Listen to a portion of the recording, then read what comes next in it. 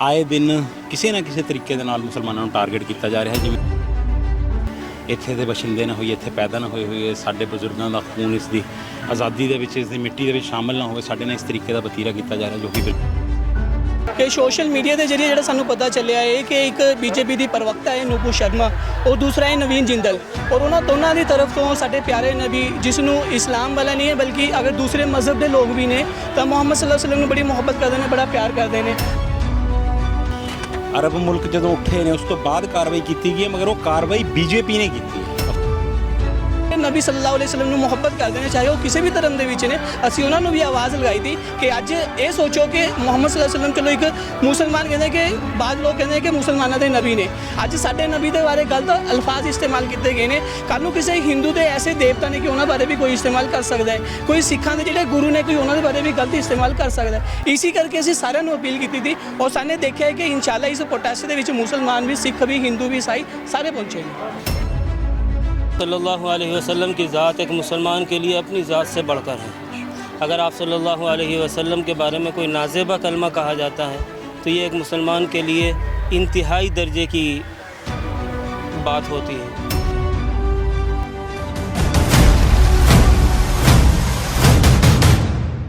ਸਤਿ ਸ਼੍ਰੀ ਅਕਾਲ ਜੀ, ਪੰਜਾਬੀ ਖਬਰਾਂ ਦੇਖ ਰਹੇ ਸਾਡੇ ਸਾਰੇ ਦਰਸ਼ਕਾਂ ਦਾ ਸਵਾਗਤ। ਮੈਂ ਹਾਂ ਮਨੀਸ਼ ਵਰਮਾ।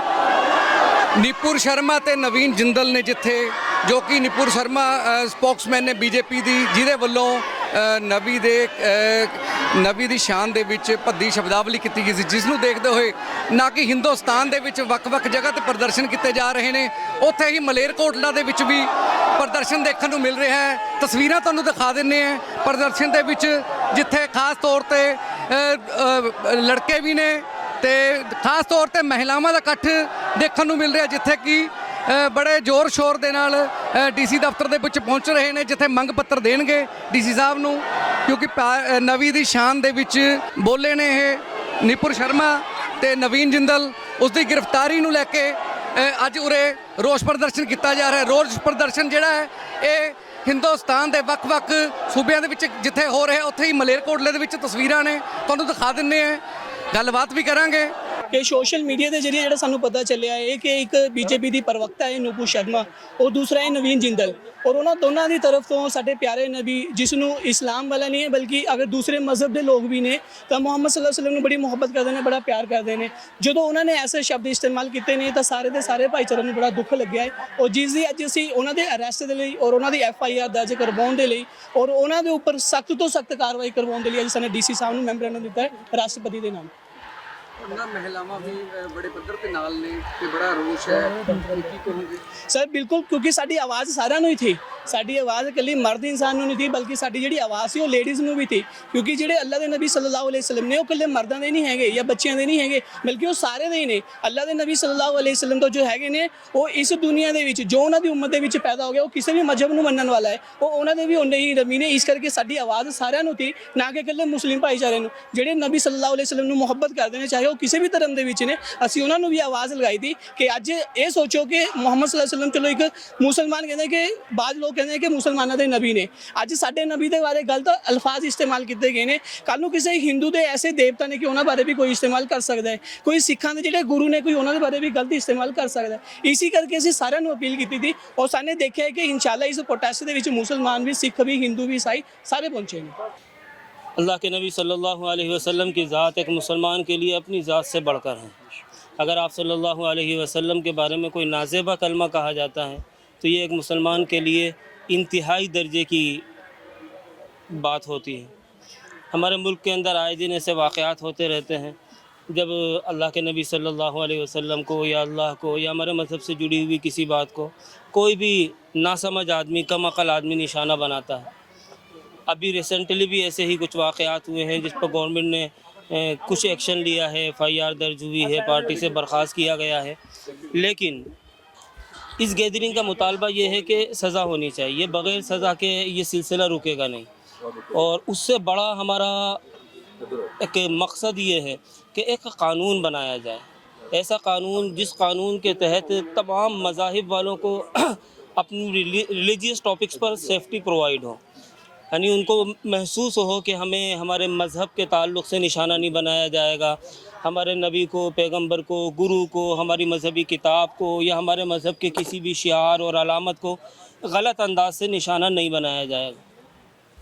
अगर ऐसा कानून बनेगा तो यकीनी तौर पर यह कानून सिर्फ मुसलमानों के लिए नहीं, हिंदुस्तान के अंदर रहने वाली सारी कम्युनिटीज़ के लिए, सारे मज़ाहिब के मानने वालों के लिए एक अच्छी चीज़ होगी। और इसका बहुत दिनों से मुतालबा है।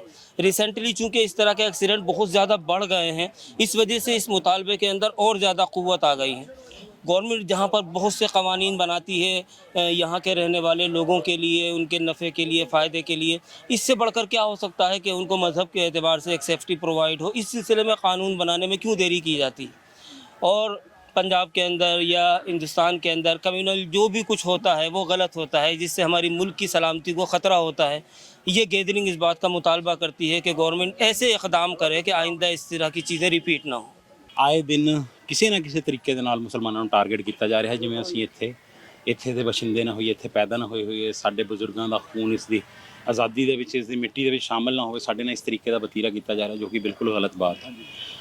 ਅਫਸੋਸ ਦੀ ਗੱਲ ਇਹ ਹੈ ਕਿ ਜੋ ਨੂਪੁਰ ਸ਼ਰਮਾ ਨੇ ਜੋ ਨਾਜ਼ੇਬਾ ਅਲਫਾਜ਼ ਅੱਲਾ ਦੇ ਨਬੀ ਹਜ਼ੂਰ ਪਾਕ ਸੱਲੱਲਾਹੁ ਅਲੈਹਿ ਵਸੱਲਮ ਦੀ ਸ਼ਾਨ ਦੇ ਖਿਲਾਫ ਉਹਨੇ ਵਰਤੇ ਨੇ, ਗੁਸਤਾਖੀ ਕੀਤੀ ਹੈ, ਉਹਦੇ ਤੇ ਜਦੋਂ ਅਰਬ ਮੁਲਕ ਉੱਠੇ ਨੇ, ਸੌਰੀ ਮੇਰੀ ਥੋੜੀ ਤਬੀਅਤ ਉਹ ਹੈ, ਅਰਬ ਮੁਲਕ ਜਦੋਂ ਉੱਠੇ ਨੇ ਉਸ ਤੋਂ ਬਾਅਦ ਕਾਰਵਾਈ ਕੀਤੀ ਗਈ ਹੈ, ਮਗਰ ਉਹ ਕਾਰਵਾਈ ਬੀਜੇਪੀ ਨੇ ਕੀਤੀ ਹੈ। ਅਫਸੋਸ ਦੀ ਗੱਲ ਇੱਥੇ ਦੇ ਸਰਕਾਰ ਨੇ ਨਹੀਂ ਹਲੇ ਤੱਕ ਕੀਤੀ ਹੈ।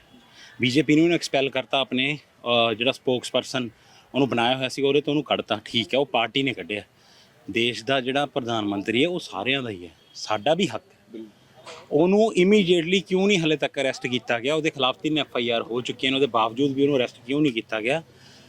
ਸਾਡਾ ਸਵਾਲ ਇਹ ਹੈ, ਸਾਡਾ ਮੁਤਾਲਬਾ ਇਹ ਹੈ ਕਿ ਸਾਨੂੰ ਦੂਸਰੇ ਦਰਜੇ ਦੇ ਸ਼ਹਿਰੀ ਹੋਣ ਦਾ ਕਿਉਂ ਅਹਿਸਾਸ ਕਰਾਇਆ ਜਾ ਰਿਹਾ ਹੈ? ਅਗਰ ਕੋਈ ਮੁਸਲਮਾਨਾਂ ਤੋਂ, ਘੱਟ ਗਿਣਤੀਆਂ ਤੋਂ ਜਾਂ ਸਿੱਖਾਂ ਤੋਂ ਕੋਈ ਕਿਸੇ ਬੱਚੇ ਤੋਂ ਕੋਈ ਗਲਤੀ ਹੋ ਜਾਂਦੀ ਹੈ, ਉਹ ਤੇ UAPA ਲਗਾ ਕੇ 7 ਸਾਲ ਤੱਕ ਤਾਂ ਉਹਦੀ ਬੇਲ ਹੀ ਨਹੀਂ ਹੈ। ਉਹ ਤੋਂ ਬਾਅਦ ਸਾਰੀ ਜ਼ਿੰਦਗੀ ਉਹ ਵਿਚਾਰਾ ਸਲਾਖਾਂ ਦੇ ਪਿੱਛੇ ਕੱਢ ਦਿੰਦਾ, ਉਹਦੇ ਫੈਮਿਲੀ ਰੁਲ ਜਾਂਦੀ ਹੈ, ਉਹਨਾਂ ਦੀ ਕੋਈ ਸੁਣਵਾਈ ਨਹੀਂ ਹੈ। ਔਰ ਇਹੀ ਜਦੋਂ ਨੂਪੁਰ ਸ਼ਰਮਾ ਵਰਗੀ ਉੱਥੇ ਬਕਵਾਸ ਕਰਦੀ ਹੈ ਲਾਈਵ TV ਚੈਨਲ ਦੇ ਉੱਪਰ ਬੈਠ ਕੇ, ਤਾਂ ਉਹਨੂੰ ਗ੍ਰਿਫਤਾਰ ਨਹੀਂ ਕੀਤਾ ਜਾਂਦਾ। ਇਹ ਸਾਨੂੰ ਕਿਉਂ ਅਹਿਸਾਸ ਕਰਾਇਆ ਜਾ ਰਿਹਾ ਹੈ? ਜੇ ਸਾਰੇ ਇੰਟਰਨੈਸ਼ਨਲ ਲੈਵਲ ਤੇ ਏਡੀ ਬੜੀ ਬਦਨਾਮੀ ਹੋਣ ਦੇ ਬਾਵਜੂਦ ਹਾਲੇ ਤੱਕ ਉਹਨੂੰ ਕਿਉਂ ਨਹੀਂ ਅਰੈਸਟ ਕੀਤਾ ਗਿਆ? ਕਿਉਂ ਅਸੀਂ ਇਹ ਦਿਖਾਉਣਾ ਚਾਹੁੰਦੇ ਹਾਂ ਪੂਰੇ ਅਰਬ ਮੁਲਕਾਂ ਨੂੰ ਜਾਂ ਪੂਰੀ ਦੁਨੀਆ ਦੇ ਮੁਲਕਾਂ ਨੂੰ ਕਿ ਭਾਰਤ ਦੇ ਵਿੱਚ ਅਗਰ ਕੋਈ ਪਰਚਾ ਦਰਜ ਹੁੰਦਾ, FIR ਹੁੰਦੀ ਹੈ, ਠੀਕ ਹੈ, ਔਰ ਕੋਗਨੀਜ਼ੇਬਲ offense ਹੈ, ਨਾਨ ਕੰਪਾਊਂਡੇਬਲ offense ਹੈ, ਤਾਂ ਉਹਦੇ ਵਿੱਚ ਇਹਨਾਂ ਨੂੰ ਤਾਂ ਆਪ ਹੀ ਪਰਚਾ ਦਰਜ ਕਰਕੇ ਉਹਨੂੰ ਕਦੋਂ ਦਾ ਅਰੈਸਟ ਕਰ ਲੈਣਾ ਚਾਹੀਦਾ ਸੀਗਾ।